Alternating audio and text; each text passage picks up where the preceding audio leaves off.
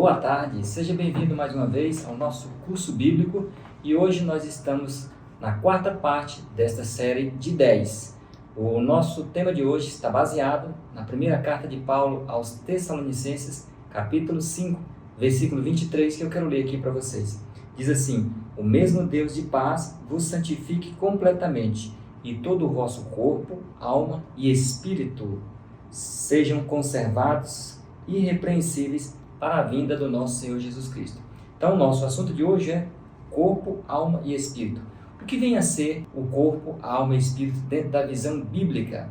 Bom, para nós entendermos melhor esse assunto, precisamos então examinar e investigar vários textos na visão de vários escritores bíblicos, onde a visão de todos eles, apesar de viverem em épocas diferentes, de serem pessoas de profissões diferentes, todos têm o mesmo pensamento, a mesma ideia a respeito do que venha a ser o conceito de alma, do que venha a ser o conceito de espírito e também de corpo.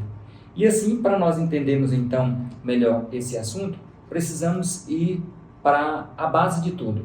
Ou seja, a base de tudo é como que o homem foi criado. Vamos ao livro de Gênesis capítulo 2, para obtermos a resposta de como nós fomos criados. Se nós descobrirmos, do ponto de vista bíblico, como que foi a criação humana, ficará mais fácil entender a questão da alma, a questão do espírito e o seu significado. Bom, no livro de Gênesis capítulo 2, versículo 7, nós encontramos aqui como que o homem foi formado. Diz assim: formou o Senhor Deus o homem do pó da terra. Então aqui já temos a primeira parte do que queremos saber, ao que podemos classificar como corpo. Então o corpo veio do pó da terra. E o versículo continua dizendo assim: e soprou-lhe nas narinas o fôlego da vida, e o homem tornou-se alma vivente. Bom, do ponto de vista bíblico e hebraico, soprou-lhe nas narinas o fôlego é a palavra que deriva aqui para o nosso português. Fôlego é ruá, que também é conhecido como espírito. E no final diz o texto que o homem tornou-se alma vivente, ou seja, ele passou a ser uma alma vivente. Sendo assim, o ser humano foi criado basicamente de átomos de pó. Desses átomos de pó, Deus formou ali o corpo físico, que nós chamamos de matéria. Bom, em cima desse corpo, Deus soprou-lhe o ruá, o que a Bíblia chama de espírito, vento, sopro, nas narinas do homem, no qual, de forma miraculosa, poderosa por parte de Deus, o homem abriu os olhos, passou a ser um ser humano, e em cima desse contexto, ele tornou-se uma alma viva. Então aqui nós temos de forma bem resumida, num só versículo, a explicação basicamente do que vem a ser o corpo, a alma e o espírito. Mas nós queremos aprofundar aqui em outros versículos para que fique claro. Bom, falando ainda do corpo aqui, vamos ao livro de Gênesis ainda, numa situação em que aqui nós encontramos Abraão mencionando a respeito do corpo humano. Vamos a Gênesis capítulo 18, versículo 27. Diz assim: respondeu Abraão: agora que me atrevi a falar com o Senhor, ainda que sou pó e cinza. Então, falando do corpo, da matéria humana, Abraão reconhecia que o seu corpo havia vindo do pó, da terra. Ele reconhecia isso. Então, o corpo humano foi feito basicamente dos elementos químicos que é composto a terra, o pó. E nós, então, quando pegamos o nosso organismo e sentimos a nossa matéria, podemos reconhecer que viemos do pó. Por isso que tem um texto na Bíblia que diz: ao pó voltarás, ou seja, o corpo saiu do pó e ao pó é o fim de todo o corpo humano, quando morre, quando falece. E nesse ponto aí, eu quero ler só para ficar claro o que eu acabei de mencionar, livro de Gênesis ainda, capítulo 3, no versículo 19, Deus mencionando para Adão o seu destino final após o seu pecado.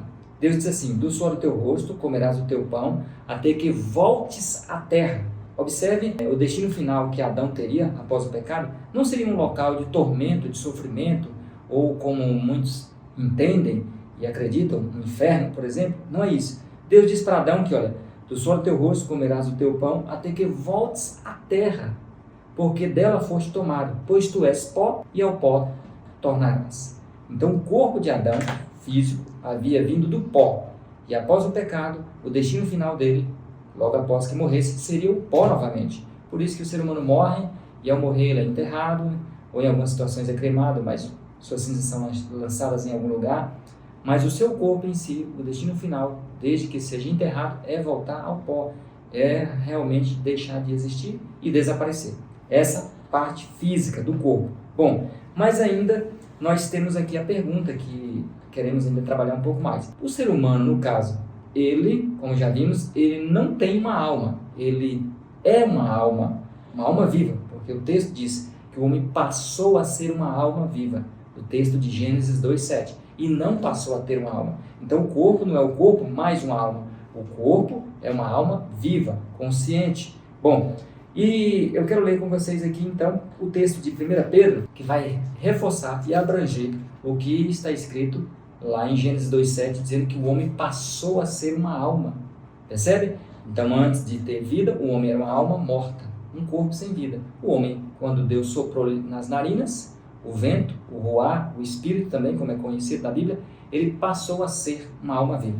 E o apóstolo Pedro, o grande apóstolo Pedro, ele escrevendo em sua carta, no capítulo 3, no versículo 20, ele vai descrever aqui uma situação bem conhecida de todos nós, fazendo uma referência ao dilúvio. Ele diz assim: os quais noutro tempo foram rebeldes quanto à longanimidade de Deus, quando esperava, nos dias de Noé, enquanto se preparava a arca. Nela, na arca, foi salva 8 almas através da água. Então, o apóstolo Pedro, mencionando que as pessoas que viveram no tempo de Noé e que rejeitaram a mensagem de advertência do grande homem de Deus, morreram afogadas. E sobrou apenas Noé, sua esposa, seus 3 filhos e as respectivas esposas dos seus filhos, num total de 8 pessoas. E Pedro aqui classifica as pessoas que foram salvas da morte por afogamento no dilúvio, Pedro classifica como almas. Então as 8 pessoas que foram salvas são chamadas de 8 almas. Por quê? Porque quando Deus fez o homem passou a ser uma alma viva. Então essas almas vivas que entraram na arca, as 8 seres humanos, foram as 8 almas vivas que se escaparam do afogamento. Então realmente a Bíblia vai apresentar que um ser humano vivo é uma alma viva. Um ser humano morto é uma alma morta. Por isso que o homem não é a junção de um corpo mais uma alma, mas ele é, sim, um corpo com vida, uma alma viva. Um corpo sem vida, uma alma morta. Vocês devem conhecer um ditado popular que todo mundo menciona quando se, por exemplo, abre a porta da casa, 1, 2 horas da manhã, e nós olhamos para um lado da rua, um deserto. Olhamos para o outro lado da rua, outro deserto. E aí a gente menciona, não há uma alma viva na rua. Estamos falando de pessoas e não de espíritos ou coisas desencarnadas. Isso, o ditado popular já traz uma referência de que uma pessoa viva é uma alma viva. Mas há mais um texto que eu quero ler com vocês aqui, para que o assunto fique mais claro ainda, está no livro de Atos, no Novo Testamento, uma passagem muito interessante, Atos capítulo 7, no versículo 14, nos traz também a seguinte expressão: José mandou chamar a seu pai Jacó e a toda a sua parentela, que era de 75 almas. Então José, quando estava no Egito, e então quando o pai dele soube que ele não tinha sido morto por feras, como seus irmãos haviam mentido, naquela história toda que está registrada no Gênesis, então José entende que seu pai está vivo, seu pai descobre que ele está vivo também, e depois de toda aquela situação, José manda convidar seu pai e seus filhos e os demais filhos dele para que saísse daquela situação de Canaã, onde a fome assolava, e viesse para o Egito, onde havia comida em abundância. E aqui na Bíblia está registrado que o total de pessoas, de seres humanos, que saíram de Canaã e foram para o Egito, foram 75, e a Bíblia chama de almas, 75 almas, ou seja, 75 pessoas, e não realmente espíritos desencarnados ou coisas semelhantes, né? Então a Bíblia vem pontuando que alma viva são pessoas, são seres humanos. Bom, como nós já vimos que o corpo é a matéria que saiu do pó, a alma, ele é o ser vivo, consciente, ele é uma alma. E o que viria então nesse contexto aqui ser classificado? Esta alma sendo mortal ou imortal? Ou seja, a pergunta que nós fazemos agora é: a alma que o ser humano é e não tem, ele é uma alma mortal ou uma alma imortal?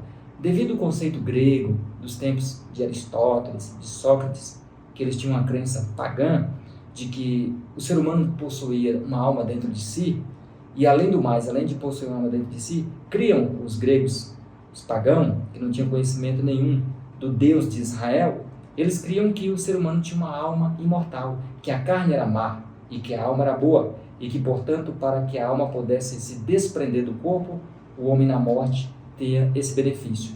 Portanto, a carne, como sendo má, ao morrer, essa carne dissolveria na sepultura, desapareceria. E a alma que havia no ser humano, que supostamente os gregos criam como coisa boa, essa alma saiu do seu corpo e divagava ao encontro da divindade, como criam os gregos. E dentro do cristianismo moderno, a partir do século 200, 300, quando nós vamos estudar um pouco da história da igreja, nós vamos entender que a apostasia que infiltrou na igreja apostólica, infelizmente trouxe esse conceito errado do paganismo grego, de que o ser humano, além de ter uma alma, essa alma é imortal, o que a Bíblia contraria plenamente essa crença.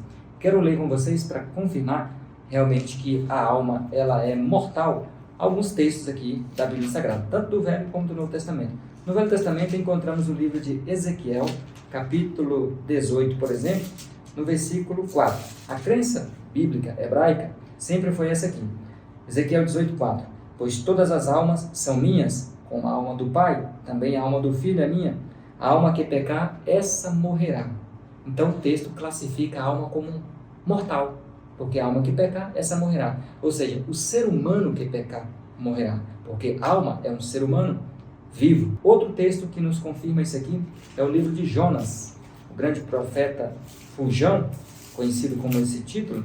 Jonas, capítulo 4, versículo 8, diz assim: aparecendo o sol, Deus mandou um vento calmoso, oriental, e o sol feriu a cabeça de Jonas, de sorte que ele desfalecia, pelo que com toda a sua alma desejou Jonas morrer. Como que Jonas pode ter desejado morrer com sua alma? Porque a alma é a parte viva do ser humano inconsciente em seu corpo. E nós sabemos que na morte não há consciência. E Jonas queria parar de ter consciência, parar de ter vida. Por isso que com sua alma ele desejou morrer. Um outro texto aqui, que também é bem claro, está no Novo Testamento, esse texto, primeira carta de Paulo a Timóteo, capítulo 6, ele mostra que apenas um ser em todo o universo é imortal. Isso mostra para nós e nos deixa claro que o ser humano não tem uma alma imortal, de forma alguma, senão ele seria classificado no mesmo nível de Deus. E o texto de 1 Timóteo 6,16 nos traz a seguinte verdade. Diz assim: aquele, com A maiúsculo, que tem ele só a imortalidade e habita na luz inacessível, a quem nenhum dos homens viu nem pode ver, ao qual seja honra e poder sempre eternamente. Então o texto diz: aquele que somente ele tem a imortalidade.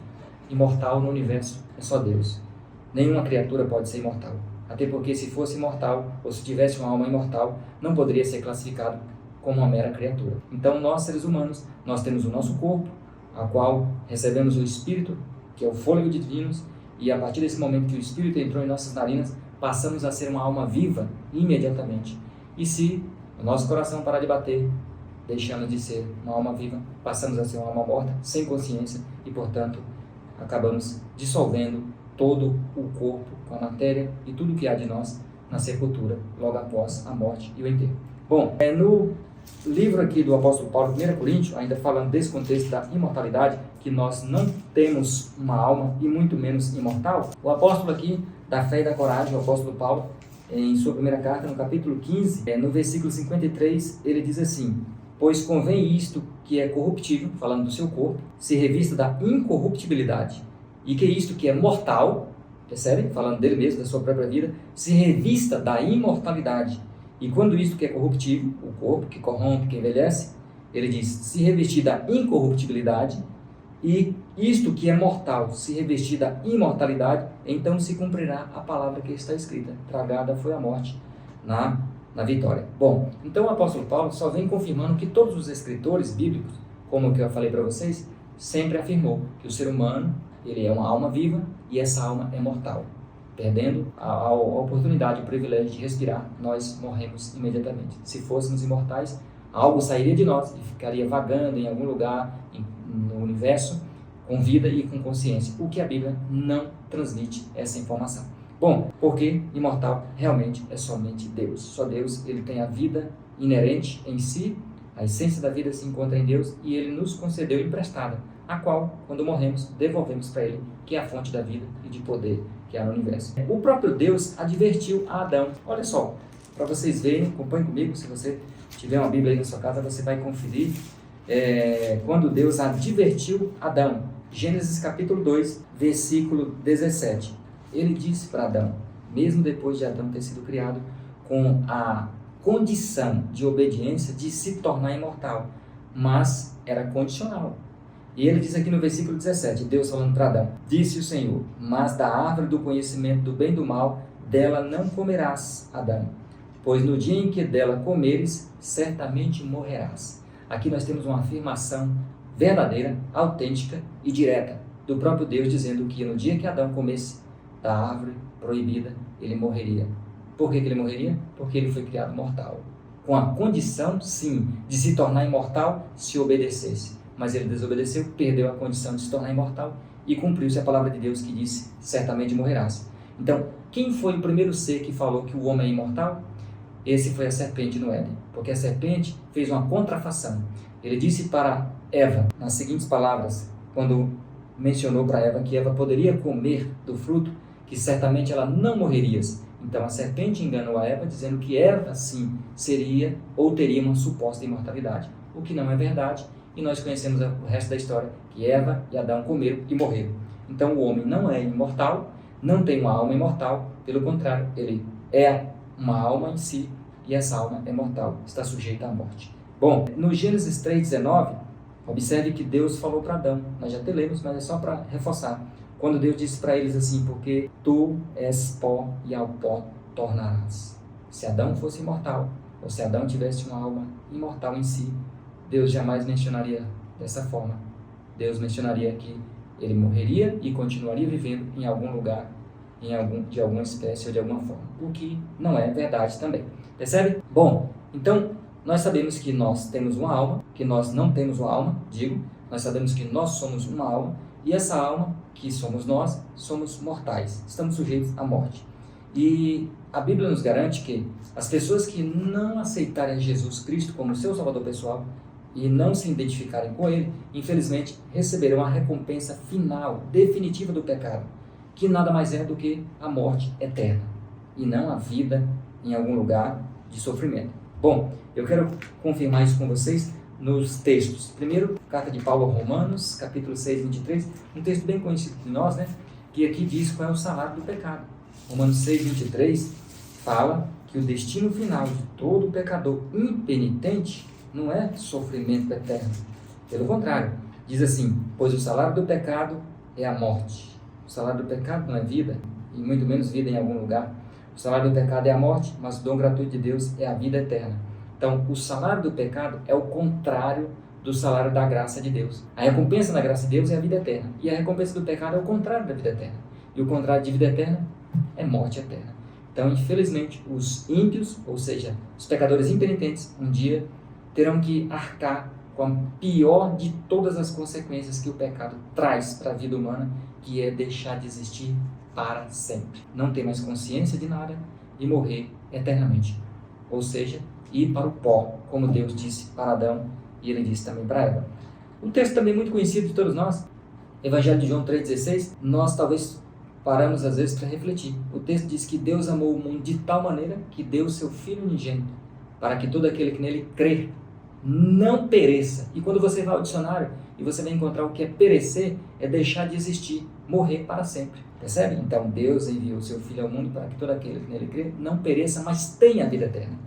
Então, novamente, aqui eu chamo a atenção que o contrário, o antônimo de vida eterna é morte eterna. E essa é a recompensa final do pecado. Ou seja, isso comprova que o ser humano não tem alma, que ele é uma alma e essa alma, que é ele mesmo, morrerá para sempre se não aceitar Jesus como o Salvador de sua vida. Então, nós lemos aqui, tanto em Romanos quanto em Evangelho de João. E quero ainda ler o texto do Velho Testamento apenas para vocês verem que a Bíblia toda ela há uma harmonia. Por mais que os escritores viveram em tempos diferentes uns dos outros, profissões diferentes, culturas diferentes, mas a inspiração é divina, a inspiração é do Espírito Santo, e não há como errar e nem contradizer um livro contra o outro. Malaquias aqui fala do salário do pecado, que é também a morte eterna. Malaquias capítulo 4, no versículo 1 e 2 diz assim, certamente aquele dia vem, falando do retorno de Jesus para a recompensa de todos. Certamente aquele dia vem, arderá como fornalha, Todos os soberbos e todos os que cometem impiedade serão como o restolho, e o dia que está para vir os abrasará, queimará, diz o Senhor dos Exércitos, de sorte que não deixará nem raiz nem ramo, não vai sobrar nada, nem o autor do pecado, nem o seguidor do pecado, que seria, no caso, o diabo e a raça humana que não quis Deus, que não quis Jesus. E o versículo 2 diz assim: mas para vós, para os fiéis, que temeis o meu nome, diz o Senhor, nascerá o sol da justiça, trazendo salvação debaixo das suas asas. E olha o resultado final do pecado para os que não se salvarem. E saireis, os salvos, e saltareis como bezerros libertos da estrebaria, e pisarei os ímpios, porque se farão cinza debaixo da planta de vossos pés. O resultado final do pecado, infelizmente, é dissolver, queimar o planeta Terra todo, juntamente com os impenitentes, e todos virarão cinza. Não ficarão sofrendo em um lugar de tormento.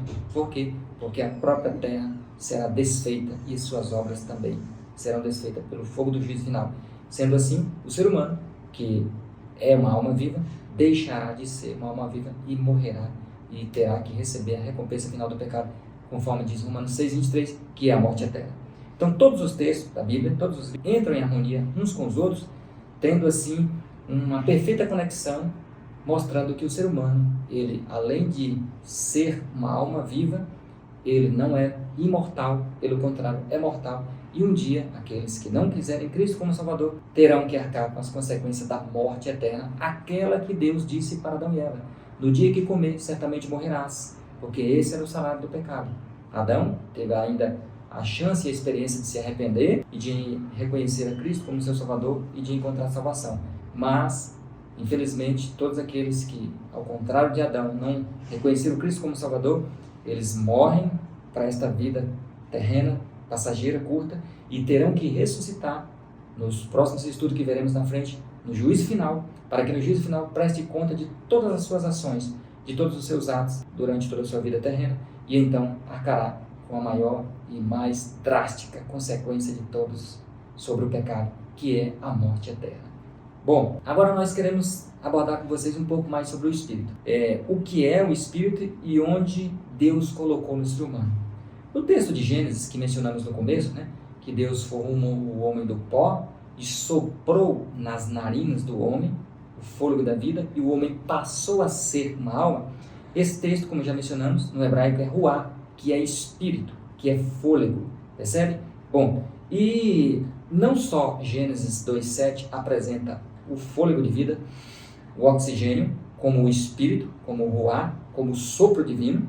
Não só Gênesis 2,7 apresenta isso, como outros textos da Bíblia Sagrada, outros livros também, traz a mesma linha de pensamento e de raciocínio.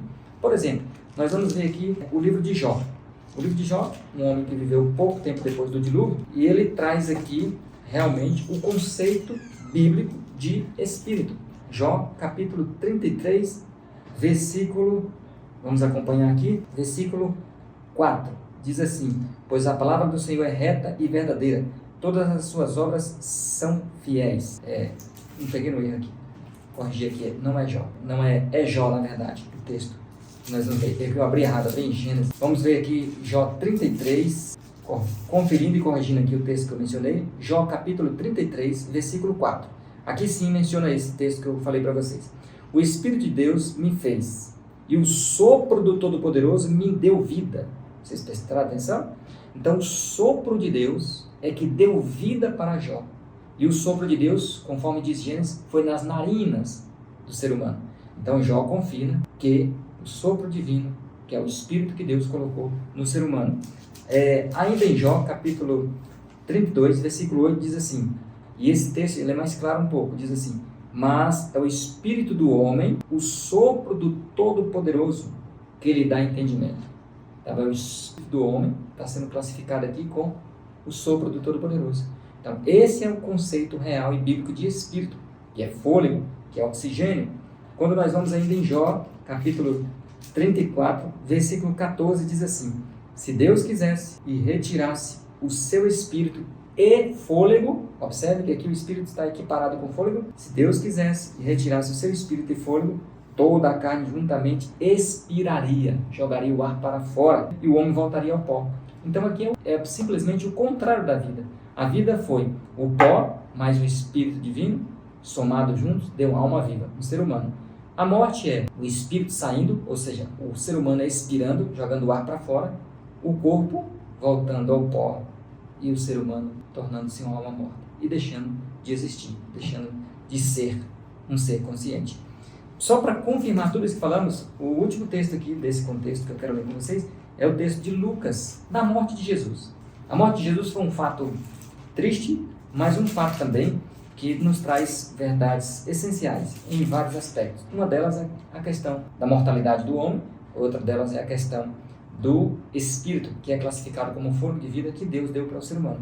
Então, Lucas capítulo 23, versículo 46, diz assim: Jesus, morrendo na cruz, clamou com grande voz: Pai, nas tuas mãos entrego o meu espírito. Que espírito foi esse que Jesus entregou nas mãos de Deus?